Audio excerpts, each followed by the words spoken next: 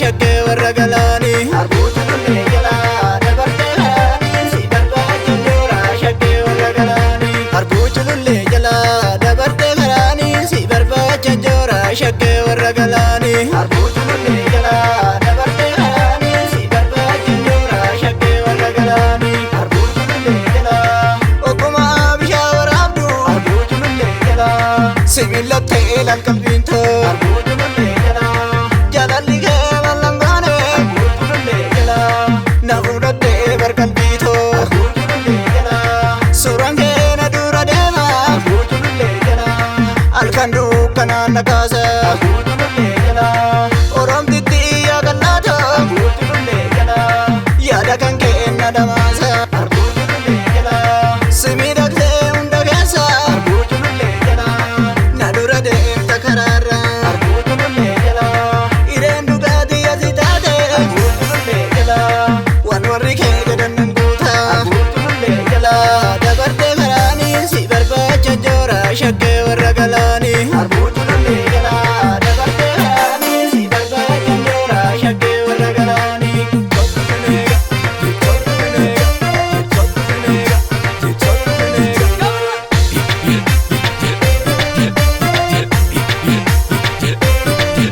Kokkolfaa silaa hundatti seeqa dirmamuu qabaan irra keesseeqa.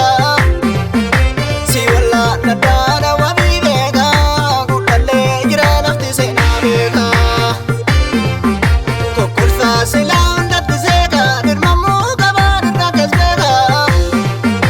Si wallaan addaadha wabii beeka gudhallee jira lafti seenaa beeka. Gudhallee jira lafti seenaa beeka. Gudhallee jira lafti seenaa beeka. Gudhallee jira lafti seenaa beeka. Gudhallee jira lafti seenaa beeka.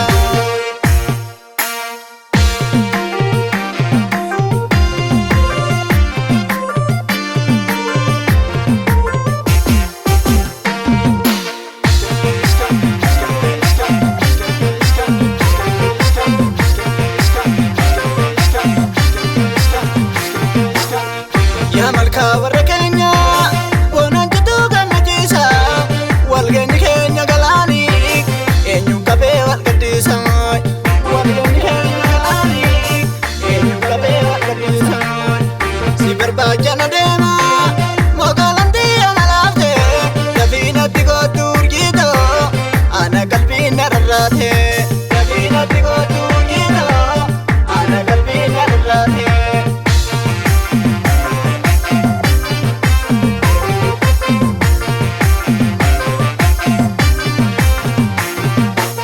Tulluu gubbaan dhufa naannee karaa biyya koo hunduu samaa ola jibba siinqeen dhugaan taloo. Tulluu gubbaan dhufa naannee karaa biyya koo hunduu samaa ola jibba siinqeen dhugaan taloo. Tulluu gubbaan dhufa naannee karaa biyya koo hunduu samaa ola jibba siinqeen dhugaan taloo. Tulluu gubbaan dhufa naannee karaa biyya koo hunduu samaa ola jibba siinqeen dhugaan taloo. Tulluu gubbaan dhufa yoonaan birraan ala deemu. Tulluu gubbaan dhufa finfinne keessa karaanii. Tulluu gubbaan dhufa yaaddoo jalalaan namiite. Tulluu gubbaan dhufa yoomin silaa wal argaanii. Tulluu gubbaan dhufa shaggarittaa mana jaara. Tulluu gubbaan dhufa atanaa malaa malee ta'u. Tulluu gubbaan dhufa jaalala keetti maraadde. Tulluu gubbaan dhufa kottu na laali shaggee ta'u.